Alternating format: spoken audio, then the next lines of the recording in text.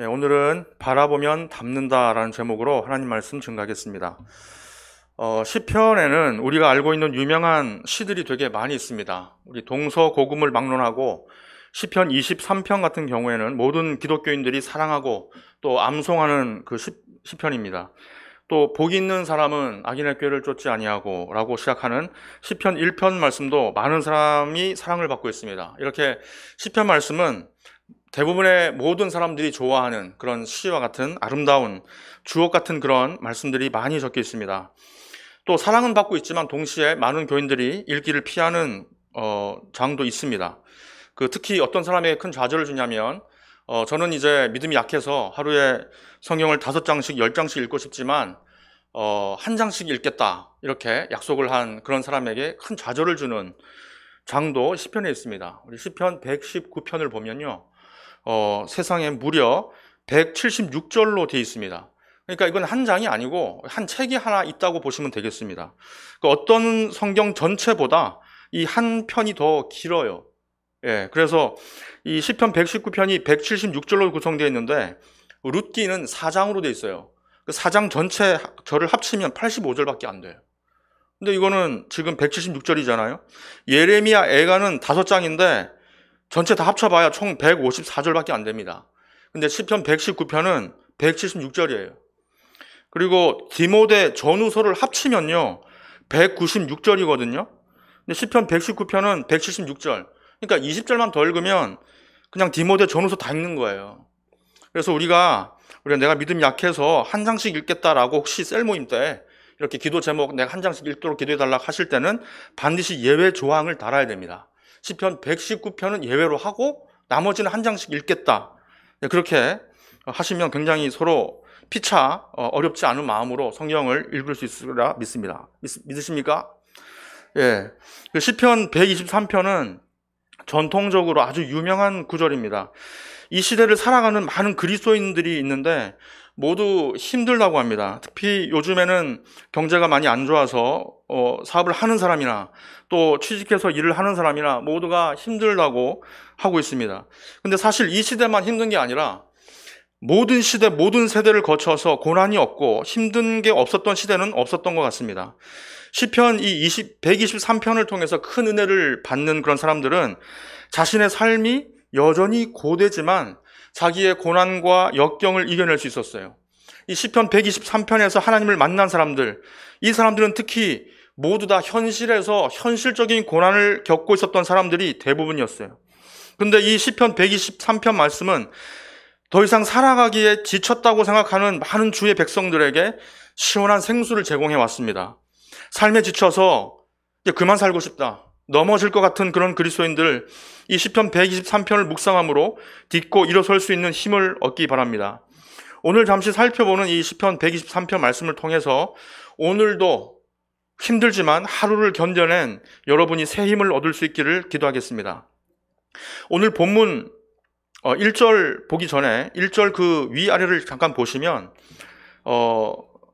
123이라는 그 숫자 위나 옆에 붙어있는 말이 있습니다. 그 말은 뭐냐면 성전에 올라가는 노래라는 말입니다. 성전에 올라가는 노래라는 이 말은 보통 조그맣게 이렇게 붙어져 있어서 이 한글 성경 편집자가 그냥 써놓은 게 아닌가라고 생각할 수 있는데, 원래 히브리어 원문에 보면 이 글자가 조그맣게 쓰여 있는 게 아니라 큰 글씨로 본문의 글자 크기하고 똑같이 그냥 쓰여져 있어요. 원문에는 성전이라는 말은 없습니다. 성전에 올라가는 노래에서 성전이라는 말이 없고, 원래 이 말은 문자 그대로 해석하면 올라가는 자의 노래, 올라가는 자의 노래, 조금 의역을 하면 올라가는 자가 부르는 노래, 이런 뜻입니다. 어디로 올라가면서 부르는 노래일까요? 여기에 대해서 두 가지 의견이 있습니다. 한 가지는 예루살렘 성전으로 올라가면서 부르는 노래다, 이런 의견이 있고, 또 한 가지는 다른 지역에서 예루살렘으로 가면서 부르는 노래였다는 견해가 있습니다. 제가 여러 자료를 다 살펴봤는데 둘 다 맞는 것 같아요. 특히 성경시대 유대인들은, 특히 남자들은 1년에 3번씩 무조건 직접적으로 예루살렘에 가서 제사를 지내야 됐었어요. 그러니까 그 먼 거리를 가면서 그냥 가지 않고 노래를 하면서 갔다는 겁니다. 그때 예루살렘으로 올라가면서 부르는 노래, 또 성전에 와서 성전에서 계단을 올라가면서 부르는 노래, 어쨌든지 이들은 하나님의 임재의 상징인 성전을 향해서 가면서 이 노래를 불렀다는 겁니다. 성전에 가면서 옛날 유대인들은 성전으로 가면서 노래를 부르면서 갔어요. 예. 우리 교회 올 때 혹시 여러분들 노래 부르면서 오십니까? 무슨 노래 부르면서 오세요? 대부분은 안 부르면서 오실 겁니다. 그죠? 그냥 시간에 늦었다 이거 어떡하냐 이거. 그리고 이제 7시 반이니까 지금 가도 설교는 들을 수 있다 이렇게 하고 오신 분도 계시고, 너무 빨리 가면 뭐 하지? 이렇게 해서도 오신 분도 계시고, 예. 가끔씩 찬송을 부르면서 오신 분도 계십니다. 그 가요를 안 들은 지가 너무 오래됐는데 설교를 준비하면서 요즘 세상 사람들이 무슨 노래를 즐겨 듣는가 한번 찾아봤거든요. 네이버 뮤직 음악 현재 1위 찾아보니까 제목이 이렇더라고요. 처음 듣는 거예요. 술이 문제야. 제목이 술이 문제야. 곡의 제목이 술이, 혹시 아세요? 이제 가사를 보니까 아주 감미로운 남자의 목소리로 부를 수 있는데 부르면 은혜가 안 될 것 같아가지고 가사만 읽어드리겠습니다. 그리워서 한 잔, 생각나서 한 잔, 내 눈물 섞어 한 잔, 또 한 잔, 이러면서 벌써 넉 잔이에요. 퇴근하고 이 노래 부르면서 퇴근하는 사람은 다 제가 볼 때 한신포차 구리점에 다 가가지고 거기 보니까 닭발 유명하다 그러던데 그거 다 시켜가지고 지금 한 잔씩 하고 있을지도 모르겠습니다. 무슨 노래를 부르는가가 매우 중요한 것 같아요. 혁명가를 부르는 사람들은 데모 현장으로 나갑니다. 전쟁터에 나가는 군인들은 군가를 부르면서 나갑니다. 교회에서는 찬송가를 부릅니다. 이 찬송은 우리를 천국으로 인도합니다. 노래가 그 사람의 발걸음을 인도해요. 오늘 본 이 시편 123편을 쓴 저자는 누구인지 정확하게 알 수가 없습니다. 다윗이라고 말하는 사람도 있지만 본문 안에서 이렇게 아무리 열심히 읽어봐도 저자가 나와 있지 않습니다.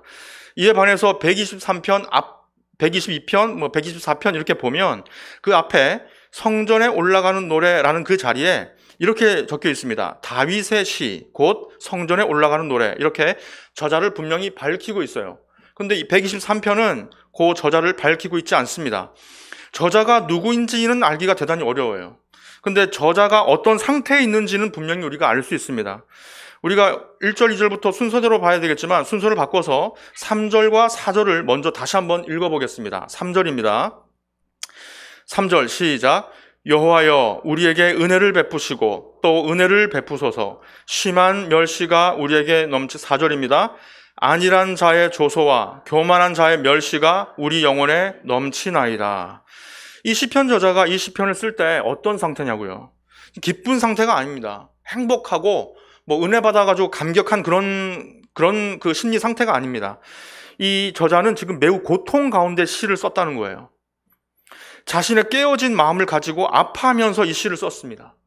그래서 깨어진 마음을 가지고 아파하면서 주님 앞에서 시를 썼단 말이죠. 3절을 다시 한번 보겠습니다. 제가 읽어드리겠습니다.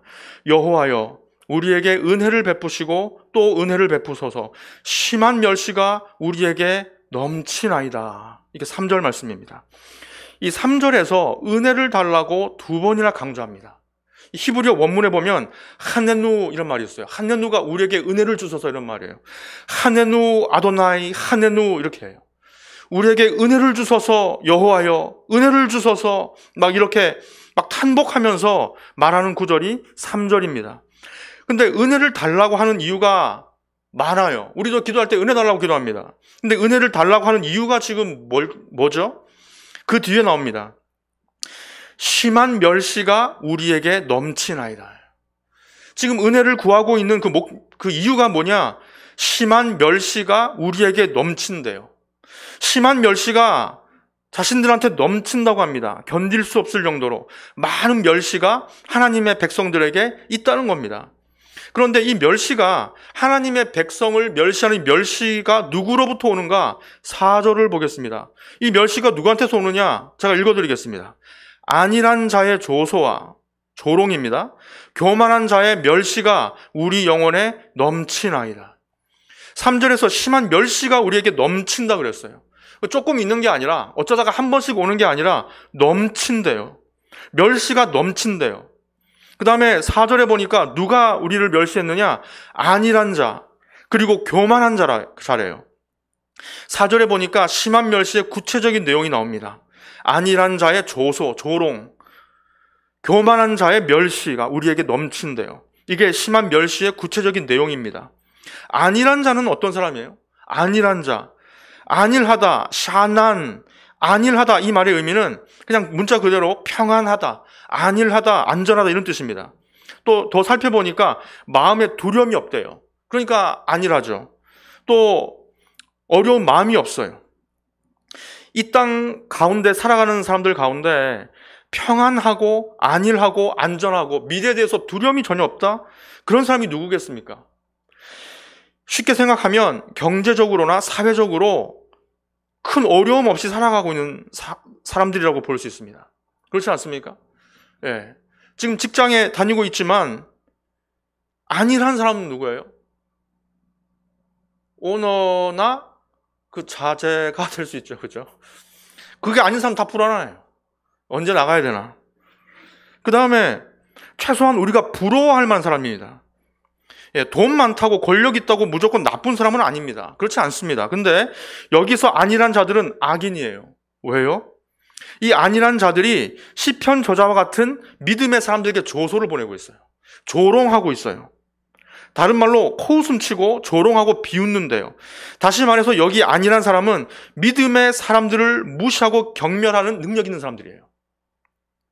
이들은 왜 시편 저자와 같은 믿음의 사람들을 조롱하고 경멸할까요?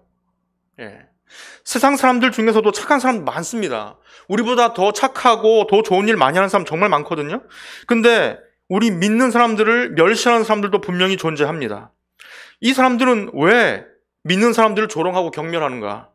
왜 직장에서 예수 믿는 사람들 핍박하고 막 왕따, 은따 막 이렇게 시키고, 그 이유를 안일하다는 말 안에서 찾아볼 수 있습니다. 이 안일하다는 말을 깊이 분석해 보면 스스로 만족하는 자예요. 스스로 만족하는 자. 다시 말해서 하나님 없이도 자신의 힘으로 살아가고 있는 사람들. 그걸로 충분한 사람들이에요.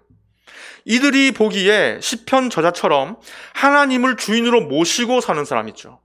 하나님의 손을 바라보고 하나님의 얼굴을 바라보고 사는 사람들을 한심하기 짝이 없는 사람이에요. 그 시간에 수련회 갈 시간에 공부 한 자 더 해야 되는 거예요. 어리석은 거예요. 그걸 볼 때. 교만한 자들의 멸시 또한 마찬가지입니다. 누가 교만해요? 물론 교만한 사람들은 교회 안에도 있고 저와 여러분 우리 자신도 자주 교만에 빠집니다.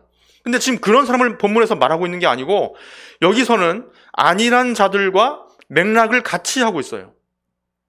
하나님을 모르는 사람들이에요. 그래서 스스로 자기 인생을 스스로 책임지면서 살아가는 사람들입니다. 돈을 많이 벌어놔야 안심이 되는 사람들. 자기의 소득을 자기가 다 누리고 만족하는 사람들이에요. 창조주 하나님이 계시다고 말하는 사람들을 낮춰보고 경멸하는 사람들이 사회 곳곳에 얼마나 많은 줄 아십니까? 많이 있습니다, 여러분. 예, 어려움을 당할 때 기도해야 돼. 나 그래서 더 기도해야 돼. 난 내일 새벽 기도 갈 거야. 그러면 믿지 않는 사람들은 이해를 못해요. 왜 저러나 쟤. 그 돈 가지고 약을 사 먹든지 그 돈 가지고 그냥 어디 가서 뭐 이렇게 스트레스를 풀면 훨씬 더 좋아질 텐데 왜 저럴까? 그렇게 생각하고 있단 말입니다. 그런데 이렇게 멸시를 당하고 있는 이 시편 저자, 고통 가운데 있는 시편 저자는 지금 뭘 하고 있어요? 예, 고통을 받는다. 그럼 뭘 해야 됩니까? 그 다음 1절을 보겠습니다. 1절. 이 시편 저자가 뭘 하고 있는지 1절에 나옵니다. 제가 읽어드리겠습니다. 하늘에 계신 주여, 내가 눈을 들어 주께 향하나이다. 하늘에 계신 주여, 내가 눈을 들어 주께 향하나이다. 이 저자는 지금 멸시를 받고 있어요. 멸시가 넘친대. 조롱과 비웃음이 넘친대요.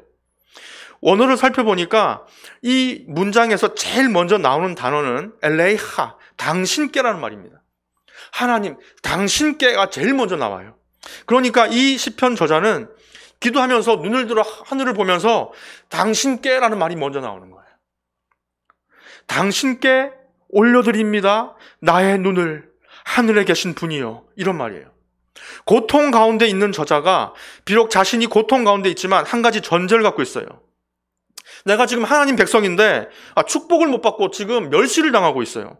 그런데 이 저자가 한 가지 전제가 있다고요. 그 전제가 뭐냐? 하나님은 높이 계신 분이라는 사실입니다. 시편 저자는 하나님을 하늘에 계신 주라고 표현하고 있어요. 하늘에 계신 주여, 하늘에 계신 분이여, 이렇게 표현하고 있습니다. 여러분, 하나님이 어디 계시죠? 하나님이 어디 계십니까? 하나님은 들어보셨어요? 아주 신학적 용어로 사자성어가 무소부재. 한자가 4개면 사자성어지. 무소부재. 그러니까 God is everywhere. 하나님은 아무 때나 다 계신 거예요. 하나님이 하늘에만 계십니까? 우리 옆에도 계시고 우리 속에 성령 하나님으로 우리 속에도 내주하고 계신 분이 하나님이십니다. 근데 왜 저자는 하늘에 계신 주라고 불렀을까요? 땅에 안 계십니까? 그건 하나님이 우리 좌우 옆에 계시고 우리 속에도 계시지만 동시에 우리 같은 피조물이 범접하지 못할 높은 샤마임, 하늘에 계시다는 뜻입니다. 뭘 말하는 거예요? 시편 저자가 하나님이 어떤 분인지 너무 잘 알고 있다는 거예요. 우리 곁에, 옆에, 좌우 옆에 계시지만 그러나 동시에 그분은 우리가 범접할 수 없는 높은 하늘에 계신, 눈으로 보이지 않는 그 하늘에 계신 하나님이시라는 것을 동시에 고백하는 겁니다. 그래서 예수님이 가르치신 기도, 주기도문 첫 마디가 뭐예요? 하늘에 계신 우리 아버지여, 이렇게 말하고 있습니다.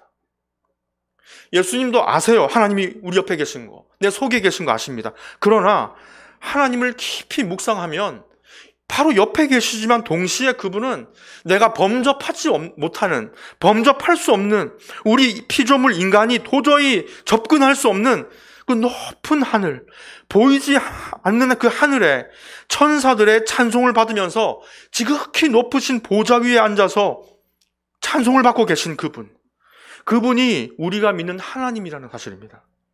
이사야서 6장에 보면 우시야 왕이 죽던 해에 이사야가 환상을 봅니다. 그 환상을 보는데 놀라운 환상을 봅니다.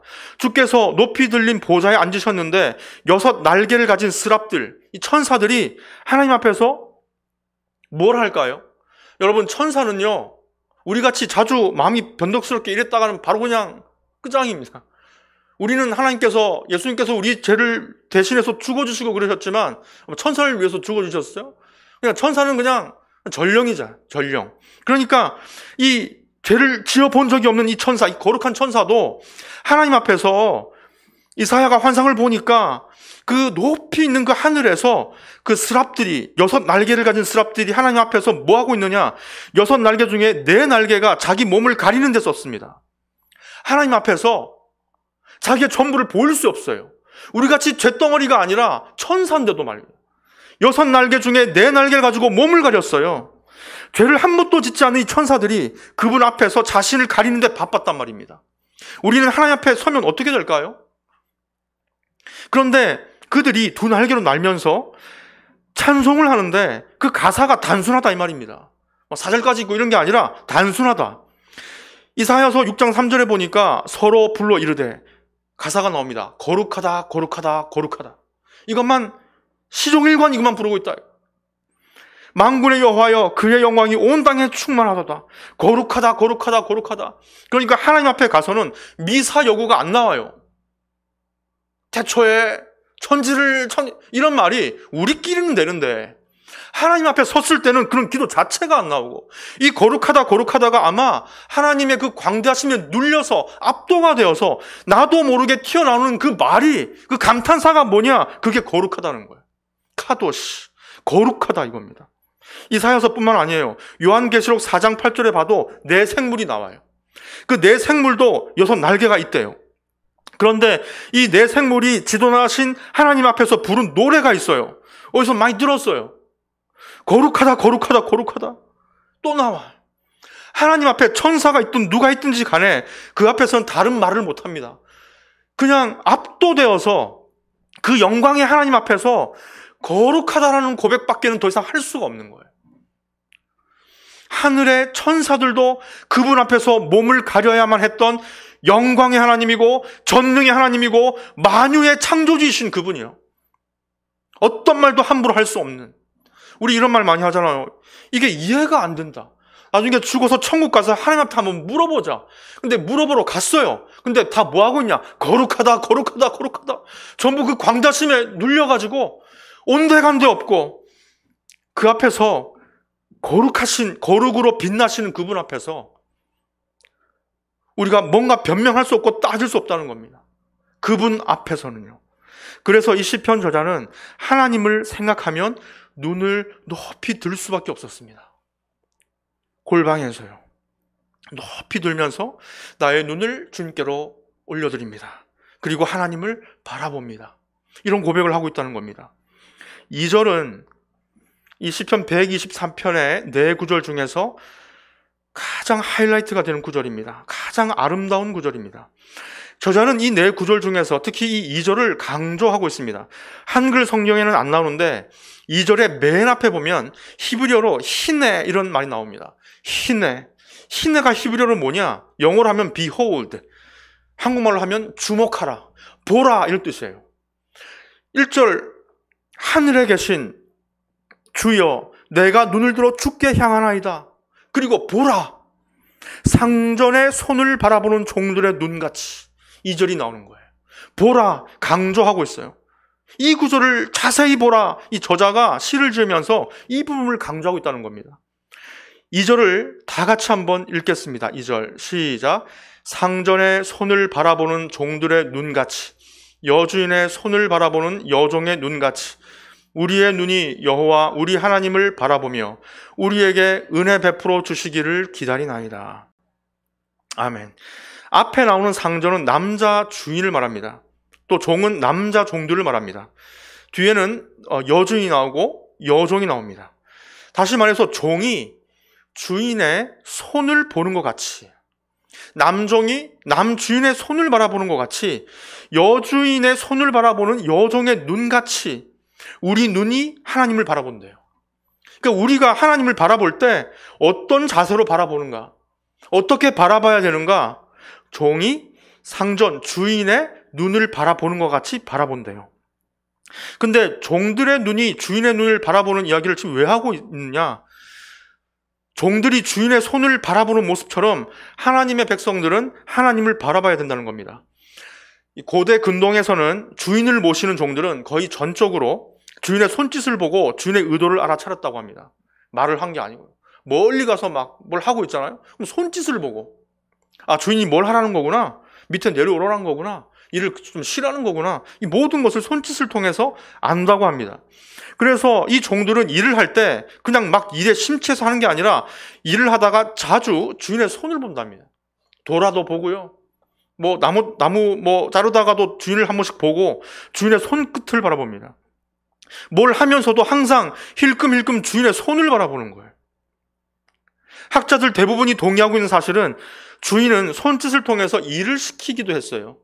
근데 일만 시키는 것이 아니라 손짓으로 은혜도 베풀었답니다. 좀 쉬어라. 와서 좀 쉬어. 자. 그 다음에 이거 좀 먹어봐. 주인의 손짓을 통해서 쉬게도 하고 손짓을 통해서 필요한 것들을 공급하기도 하고 손짓을 통해서 은혜를 베풀기도 했다는 겁니다. 그래서 시인은 자신이 하나님을 바라보는 모습과 태도를 고대 근동 종들이 자기 주인의 손을 바라보는 것 같이 바라본다고 고백하고 있습니다. 우리는 하나님 바라볼 때 어떻게 바라봐야 됩니까? 너무 바쁜 나머지 우리가 기도할 때 하나님을 생각하지 않고 그냥 달라고 해결만 해달라고 보채고 있지는 않은지 우리가 한번 돌아봐야 됩니다. 지극히 거룩하신 영광의 하나님을 종이 주인의 손끝을 바라보는 것처럼 바라보는 그 사람은 자신이 어려운 일에 처했을 때 어떻게 처신합니까? 2절 맨 끝에 보면 우리에게 은혜 베풀어 주시기를 기다리나이다 이렇게 되어 있습니다. 우리에게 은혜 베풀어 주시기를 기다리나이다. 원어 그대로 해석해 보면 우리에게 은혜를 베푸실 때까지 그까지에 우리에게 은혜를 베풀어 주실 때까지 우리 눈이 우리 하나님께로 향하나이다 이런 뜻이 있습니다. 하나님께서 은혜를 베푸실 때까지 바라본다 그랬어요. 우리가 하나님의 왕되심을 인정하는 하나님의 백성이라면 그분을 기다릴 수 있어야 됩니다. 종은 주인이 손짓하기 전까지는 비록 고달프고 어렵더라도 인내해야 됩니다. 그게 그분의 왕권과 다스림을 인정하는 삶의 자세입니다. 신방을 하다 보니까 직장생활하고 있는 청년들이 여러 가지 이유로 어려움을 많이 당하고 있습니다. 뭐 청년뿐만 아니겠죠. 근데 일부 청년들이 직장 상사 때문에 아주 고통스러워하는 청년들을 보게 됩니다. 얘기를 듣다 보니까 화가 나가지고 찾아가고 싶어요. 근데 찾아가면 안 되잖아요, 또. 찾아가면 더 어려워지겠죠? 예, 그냥 뭐, 오전에도 교회 나와서 기도하고 있을지도 모릅니다. 근데 어떤 자매는 자기보다 한두 살 많은 선배 때문에 늘 스트레스를 받고 있어요. 어떤 청년은 또 자기보다 15년, 20년 많은 이모뻘 되는 상사 때문에 하루하루를 힘들게 보내고 있다고. 그래서 종종 제가 오전이나 낮에 이렇게 카톡으로 이렇게 잘 지내는지 안부를 물으면 바로 답이 옵니다. 일을 안 하나? 바로 답이 와요. 지금도 근데 답이 잘 지내고 있냐 이렇게 물어보면 지금 막 참고 있는 중이었대. 막 참고 있었대요. 아, 지금 막 고개 숙이고 막 어떤 청년은 지금 방금 그 선배 막 속으로 욕하고 있었는데 어찌 아시고 톡을 주셨네요. 이런 사람이 있어. 이런 청년을 신방하다 보면 기도 제목이 다른 게 없어요. 뭐 거창한 게 아니에요. 그게 아니라 카페에서 신방을 하는데 막 눈물이 글썽글썽하면서 요즘 뭐에 대해서 기도하고 있냐 그랬더니 다른 기도 안 하고 아침에 출근하면서 버스 속에서 그저 그냥 오늘 하루를 견딜 수 있는 힘을 달라고 기도한대요. 너무 솔직한 기도 아닙니까? 오늘 하루를 견딜 수 있도록 터지지 않도록 주여 붙들어 주시옵소서. 오늘을 어떻게 견딜 수 있어요? 이 저녁 수요예배에 오신 대부분 우리 성도님들 하루 일과를 다 마치고 또 어떤 분들은 퇴근하고 오신 분들이 많을 줄로 압니다. 직장생활뿐만 아니라 사업을 해도 여러 사람을 만나게 됩니다. 세상에 정말 이런 사람도 있구나. 정말 야 희한하다. 어떻게 저런 분도 계시는구나. 이런 말이 안 통하는 사람 많이 있지 않습니까? 그럴 때 어떻게 해야 돼요? 잘라야 됩니까? 제가 나와야 됩니까? 주를 바라봐야 됩니다. 우리는 주를 바라봐야 돼요. 그런데 우리는 자꾸 우리를 갈구는 게 아니라 우리를 괴롭히는, 죄송해요. 제가 주로 청소년과 청년 사역을 좀 하다 보니까 말이 지금 굉장히 순화시키고 있다는 사실을 잘 아시고 굉장히 지금 답답하다는 사실을 좀 알아주시기 바랍니다. 욕도 하고 막 이래야 되는데, 그러니까 나를 힘들게 하는 직장 상사를 자꾸만 생각해요. 아침에 버스 타고 갈 때 그 얼굴을 묵상합니다. 오늘 그 인간 이러면서 묵상하고, 집에 올 때도 내일 또 만나겠지 그 인간 하면서 그 인간을 묵상합니다. 그런데 이 시편 123편 저자처럼 만군의 그 하나님 있잖아요. 죄짓지 않았던 천사들도 그 앞에서 몸을 가리고 거룩하다고 외쳤던 그 하나님을 우리는 묵상해야 될 줄로 믿습니다. 하나님을 바라봐야 될 줄로 압니다. 그래야 이겨낼 수 있어요. 우리가 도저히 이겨낼 수 없을 때 하나님을 바라봐야 됩니다. 똑같은 강도의 고난을 겪고 있지만 어떤 사람은 그 고난에 걸려 넘어가지고 사회를 삐딱하게 바라봐요. 그냥 다 죽여버린다 이거. 누구든지 나하고 눈만 마주치면 다 죽여버린다. 막 칼 들고 설치는 사람 많잖아요. 칼 들고 거리 나가는 사람도 있고. 근데 또 어떤 사람들은 똑같은 고난을 겪어도 그 고난을 통해서 정금같이 나오는 사람이 있다고요. 부패와 숙성은 그 과정이 매우 유사합니다. 부패와 숙성은 그 과정이 유사해요. 음식을 그늘지는 곳이나 땅 속에 오래 묵혀두는 거예요. 근데 하나는 꺼내보면 썩었어요. 냄새가 나요. 근데 하나는 보면 깊이 숙성됐습니다. 썩은 음식은 악취를 풍기고 역겹게 만들어요. 근데 숙성된 음식은 깊은 향을 내고 깊은 맛을 냅니다. 우리 삶 속에서 우리를 멸시하고 조소하는 사람들은 얼마든지 있습니다. 얼마든지 만날 거예요. 앞으로도 만날 겁니다. 직장에서 만나고요. 때로는 교회에서도 상처를 주고받는 일들이 무조건 있을 겁니다. 그런데 어떤 사람은요, 부패해요. 냄새가 나기 시작하고요. 또 내가 받은 만큼 상처를 누군가에게 주고 있어요. 근데 어떤 사람은 똑같이 상처를 받았어요. 근데 깊어져요. 깊어진다고요. 왜 시편 저자는 우리에게 은혜 베푸실 때까지 우리 눈이 하나님을 향해야 된다고 했을까? 먼저 첫 번째, 하나님의 왕되심을 인정하는 방식이기 때문에 그렇습니다. 우리가 믿는 하나님을, 하나님이 내 삶을 다스리시고 나의 주인이시라고 인정한다면 기다릴 줄 알아야 됩니다. 왕되신 하나님의 조치를 끝까지 기다리는 겁니다. 두 번째로, 우리 하나님은 너무나 엄청난 분이시기 때문에 우리가 하나님을 오래도록 바라보고 있으면 이 문제와는 상관없이 내가 하나님을 조금씩 닮아가 있다는 사실을 알게 됩니다. 문제가 있어서 엎드려 울고불고 했는데 나중에 한참 기도하다 금식하다 보면 문제가 이제 만만해져요. 문제는 그대로 있는데 나를 괴롭혔던 사람이 그냥 만만해지고 욕을 해도 별로 상처가 안 돼. 그런데 그 많은 기도를 통해서 내가 그만큼 하나님과 가까워졌고 하나님을 그만큼 닮아가 있더라는 겁니다. 이 세상에서 때로는 견디기 힘든 고난과 멸시 가운데 자주 내몰립니다. 그럴 때 우리는 무엇을 해야 돼요? 사람 만나서 하소연하기도 하고 막 그렇게 해봐야 되겠지만 오래 못 가잖아요. 우리 주님을 바라봐야 됩니다. 어떻게 바라봐야 돼요? 종이 그 상전의 손을 바라보는 것처럼, 여종이 그 여주인의 손을 바라보는 것처럼 우리는 주님을 바라봐야 될 줄로 압니다. 어디서 바라봐요? 기도의 골방에서요. 예배 자리에서요. 누구를 봐요? 우리 설교하는 사람을 바라보고 있겠지만 그 사람을 통해서 주님을 바라봅니다. 우리 기도의 골방에서 눈을 감고 있지만 눈을 감았을 때 더 분명히 보이는 주님을 바라봅니다. 우리의 문제 때문에 주님을 바라보지만 바라보다 보면 어느새 그분을 닮아 있습니다. 우리 문제 가운데 주님을 바라보는 저와 여러분이 되었으면 좋겠습니다. 고난을 통해서 부패해지는 게 아니라 숙성되는 우리, 하나님을 바라보고 바라보면서 더욱더 하나님을 닮아가는 우리들이 되었으면 좋겠습니다.